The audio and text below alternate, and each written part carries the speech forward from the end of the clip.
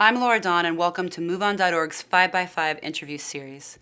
Today we're talking with Charles Ferguson, the director of Inside Job, the amazing documentary that investigated the causes behind the U.S. economic downturn of the last decade. In 2011, Inside Job won the Academy Award for Best Documentary, and now, almost exactly 1 year later, we're sitting down with Charles. Thank you so much for being here today, Charles. In the past year, a couple of interesting things have happened. Occupy Wall Street, there's been a ton of public outcry.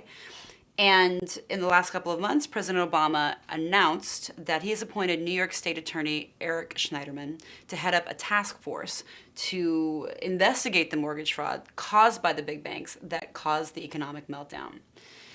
So my first question is, what are your thoughts on the Snyderman investigation and the task force, and is it enough? It's not enough. Eric Schneiderman is a good guy, I think. I've actually dealt with him a little bit, and both from my personal conversations and from what I've seen of his public action, I think that his intentions are good and he's serious. But the last I read about the task force, which was quite recently, was that it had a grand total of 10 FBI agents, and that is not indicative of a serious effort. And we do notice that this is an election year, and there still have not been any indictments, not a single one. I'm sure a lot of people just heard about the proposed settlement. There's been a settlement proposed of 10 to 20 billion, which is about 2% of the 700 billion in total negative equity in the country. And there have also been these proposed restitution payments of 2,000 per defrauded homeowner. So I'm just wondering if you have any thoughts on the settlement amount and the restitution payments proposed. Well, obviously, it's not enough to compensate people for what's happened to them.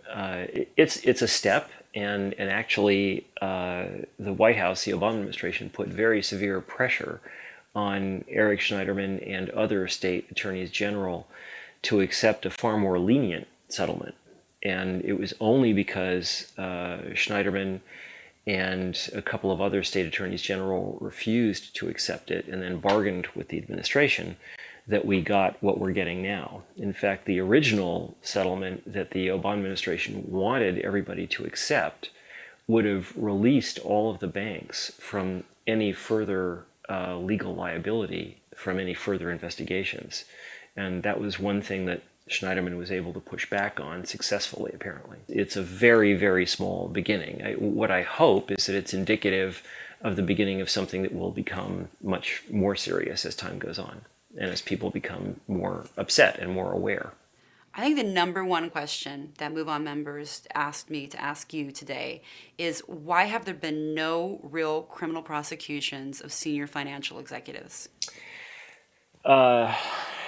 That's a very good question. I can't say that I completely know the answer. Obviously, the power of the financial sector, its economic power, its lobbying power, its political power, has a great deal to do with that. I wouldn't say that that's a complete explanation. I think that also over the past more than a decade now, over the past 15 years, under several different administrations. It began actually under the Clinton administration, unfortunately. There has been a progressive kind of evisceration of white-collar law enforcement. One interesting idea that's come up is could the federal government pursue these criminals as a RICO case? And if so, can you explain what that is and why the RICO statute could be effective? It's a very interesting idea, and the fact that the RICO statute has not been used is one of the more depressing facts about this entire situation.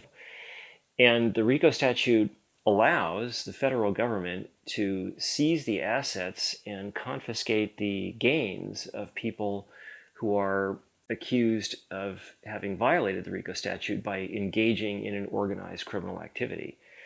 And in fact, it gives the federal government very broad power to take back gains from illicit activity.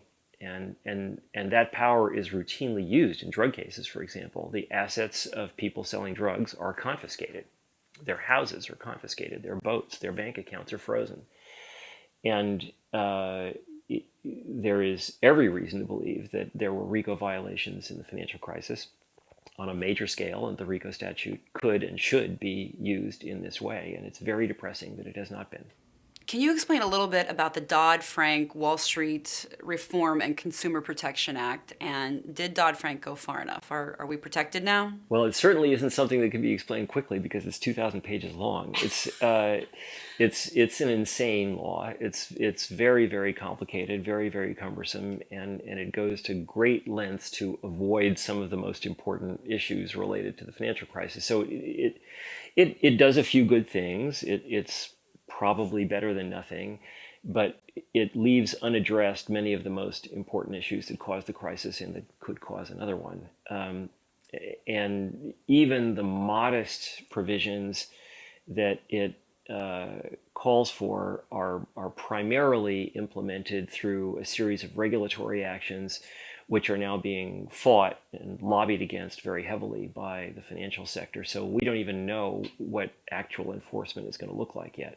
The European Union's parliament put caps on banker bonuses in June of 2010. Do you think that this policy could work for the US? Yes, I think it could. There have been very, very limited caps placed on cash bonuses by the SEC and by the Federal Reserve. So there's been some very limited movement in the correct direction, even in the United States, but it has been very inadequate.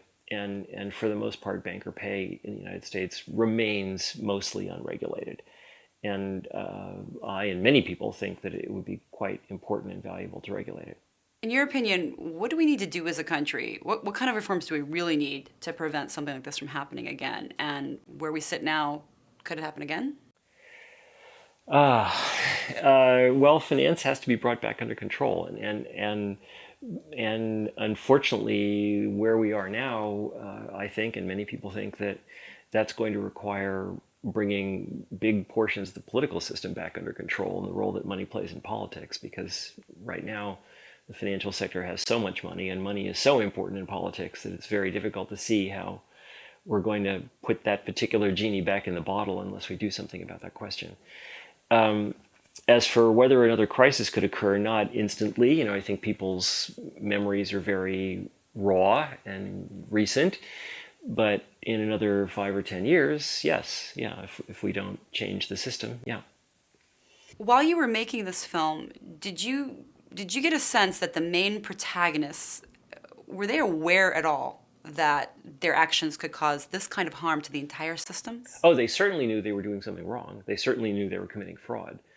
The only thing they didn't understand was how serious the economy-wide consequences would be. But yes, these people, we now know through primarily, by the way, not through government investigations, primarily through private lawsuits that are still going through the courts and which are being, of course, fought very intensely by the banks. But some of them are making progress. We now know through those lawsuits that people at very high levels in these institutions were completely aware of what they were doing. There are now emails from senior executives at Bear Stearns, Goldman Sachs. They knew exactly what they were doing. Do you think it's possible that the main protagonists in the film acted with this kind of wanton aggression because their companies had gone public and they just didn't have the same level of accountability? Going public was part of it.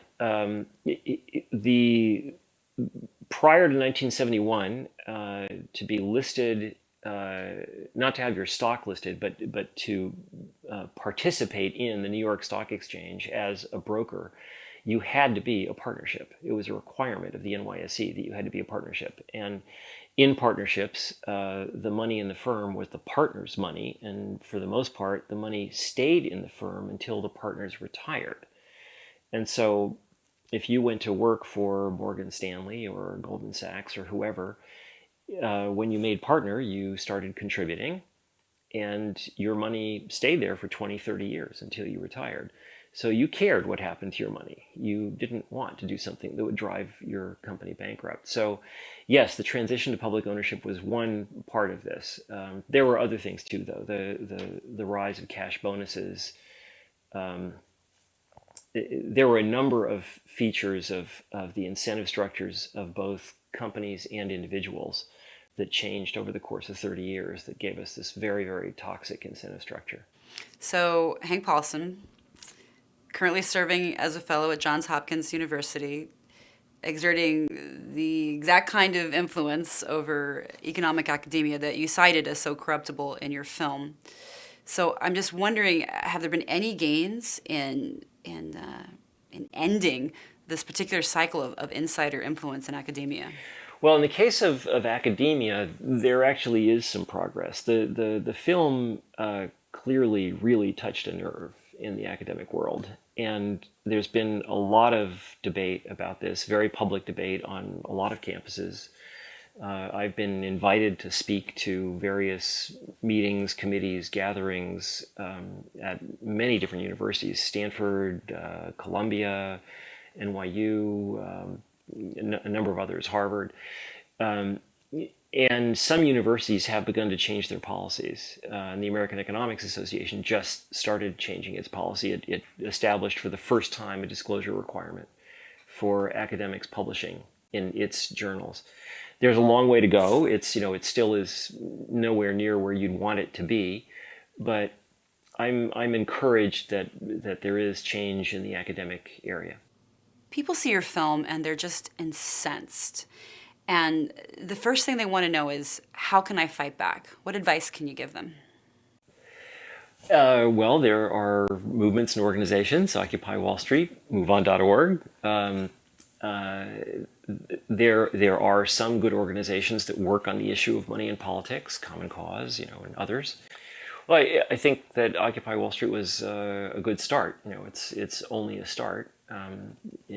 It's going to take a lot more to change the political system of this country in a serious way, and that's probably going to take time. It wouldn't surprise me if this ends up looking like the environmental movement or the women's movement, in the sense that, or the civil rights movement, in the sense that it takes 20 years of hard work before you get to where you want to be.